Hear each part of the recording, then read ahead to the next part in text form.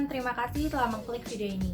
Yap, sesuai dengan judulnya, hari ini saya dan rekan-rekan akan membahas mengenai komunikasi dan juga self-perception dalam konteks komunikasi. Mungkin kita semua sudah sangat familiar dengan kata komunikasi. Tapi apakah teman-teman tahu bahwa di dalam komunikasi itu melibatkan banyak proses serta banyak komponen? Maka dari itu, pada video kali ini, saya dan rekan-rekan saya akan menjelaskan secara singkat mengenai komunikasi dan juga self-perception dalam konteks komunikasi. Jadi, ditonton terus ya videonya. Sekarang, mari kita menjawab pertanyaan yang paling mendasar, yaitu apa itu komunikasi? Jadi, komunikasi adalah proses perpindahan informasi antara dua orang atau lebih. Materi-materi selanjutnya pada video kali ini akan disampaikan oleh rekan-rekan saya. Untuk saat ini, silakan Rahel untuk melanjutkan materinya. Adapun prinsip-prinsip komunikasi sebagai berikut. Yang pertama, bertujuan. Hakikat komunikasi sendiri adalah menyampaikan ide, pemikiran, dan perasaan. Yang kedua, berkelanjutan. Karena komunikasi ini sifatnya non-verbal, visual, serta verbal, maka kita akan terus-menerus mengirimkan dan menerima sinyal-sinyal pesan. Yang ketiga, beragam dalam pemikiran. Pesan biasanya merupakan ekspresi spontan yang didasari oleh pemaknaan dan dikaitkan dengan situasi. Yang keempat adalah merefleksikan relasional. Dalam proses komunikasi akan tercermin hubungan antara sender dan receiver. Yang kelima, dipengaruhi oleh budaya. Budaya dapat mempengaruhi cara kita berkomunikasi dengan orang lain. Yang keenam, memiliki implikasi etis. Etis sendiri didefinisikan sebagai seperangkat prinsip-prinsip moral yang dipegang oleh suatu masyarakat ataupun individu. Contohnya dalam proses berkomunikasi kita harus bertanggung jawab, jujur, ataupun menghormati ide orang lain. Yang terakhir adalah komunikasi adalah hasil belajar. Komunikasi sendiri membutuhkan skill yang dapat kita pelajari. Selanjutnya kita akan membahas proses komunikasi yang melibatkan pertama, partisipan yaitu sender atau pengirim dan receiver atau penerima dari pesan. Yang kedua adalah messages atau pesan sendiri yang dapat berupa pesan verbal ataupun non-verbal. Yang ketiga adalah konteks yang mencakup lingkungan fisik, lingkungan sosial, latar belakang historis, psikologis, dan latar belakang budaya. Yang keempat adalah channels, yaitu rute atau media yang digunakan untuk menyampaikan pesan. Dapat berupa teknologi, sentuhan, tulisan, ataupun face-to-face. Yang kelima adalah noise ataupun stimulus yang menghalangi proses komunikasi. Yang terakhir adalah feedback yang berupa reaksi atau respon terhadap pesan yang memperlihatkan bagaimana interpretasi receiver terhadap pesan yang diterima. Materi selanjutnya akan dibawakan oleh teman saya, Jehosua. Sekarang kita akan membahas mengenai seperti apa komunikasi yang efektif dan wajar. Jawabannya pertama, respect atau menghargai. Komunikator sepatutnya bersikap santun supaya lawan bicaranya merasa bahwa dirinya itu dihargai oleh komunikator. Kedua, empathy. Komunikator memiliki perilaku empati di mana dia bisa mengidentifikasikan dirinya dengan berbagai perasaan yang dialami oleh lawan bicaranya. Ketiga, tolerance. Komunikator harus memiliki pola berpikir yang terbuka atau open-minded dan bersikap sabar ketika berupaya untuk memahami apa yang dibicarakan oleh lawan bicaranya. Keempat, flexibility. Komunikator bersedia untuk menyesuaikan dirinya dan berkompromi ketika berkomunikasi dengan lawan bicaranya. Kelima, yang terakhir, interaction management atau mengatur interaksi. Materi berikutnya bertopik etika berkomunikasi yang terdiri dari pertama, accuracy. Kedua, honesty. Ketiga, truthfulness. Keempat, fair.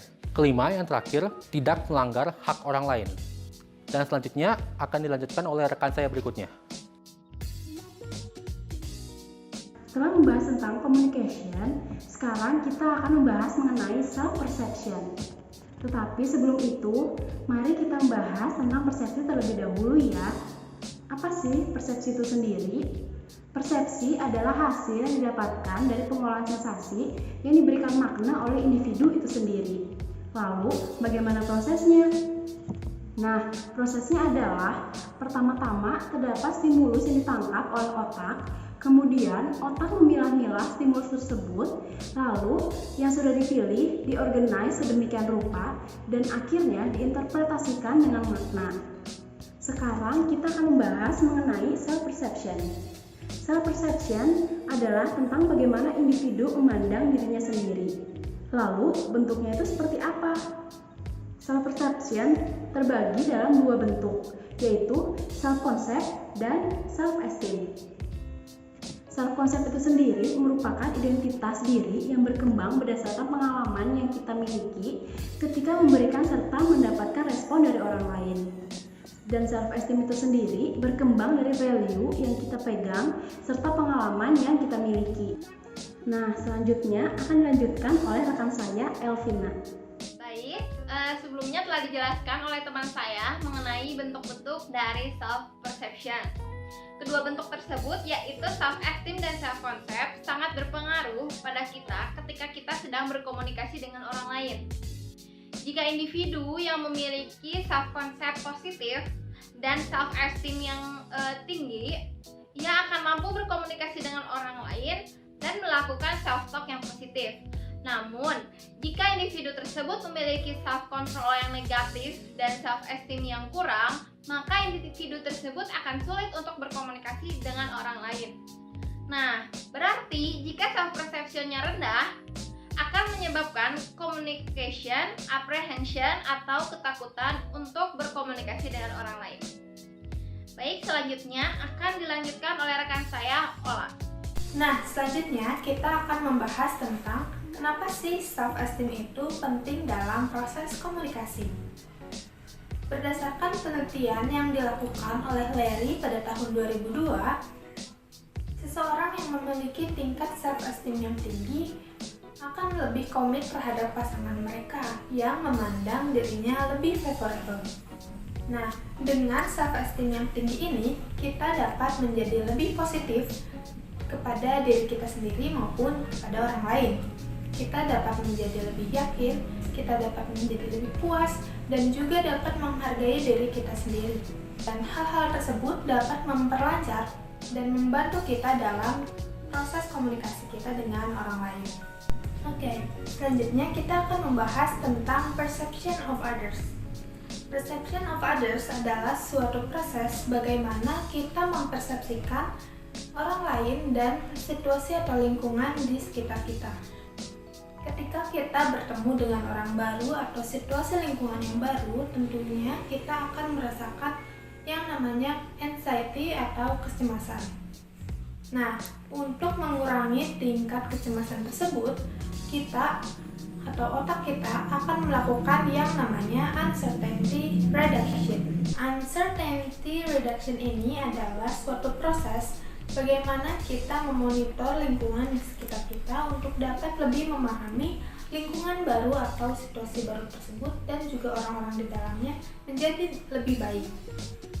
Nah, untuk melakukan uncertainty reduction ini terdapat dua cara. Yang pertama adalah mengobservasi karakter fisik, perilaku sosial, dan kondisi lingkungan untuk dimaknakan.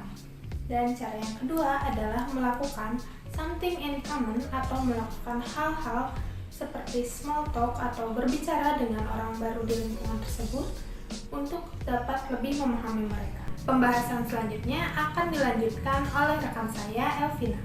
Baik, materi selanjutnya yang akan disampaikan yaitu mengenai meningkatkan akurasi persepsi sosial. Kemudian ada beberapa pedoman untuk dapat membantu kita dalam membangun akurasi atau ketepatan yang baik ketika kita mempersepsi atau menerima pesan dari orang lain. Yang pertama yaitu pertanyakan kembali mengenai persepsi kita terhadap orang lain.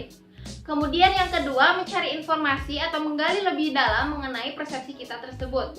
Yang ketiga adalah menyadari bahwa persepsi kita bisa saja berubah sejalan dengan berjalannya waktu. Kemudian yang keempat, yang terakhir yaitu gunakan skill of perception checking. Sekian pemaparan dan penjelasan dari kami, semoga dapat membantu. Thank you and have a great day.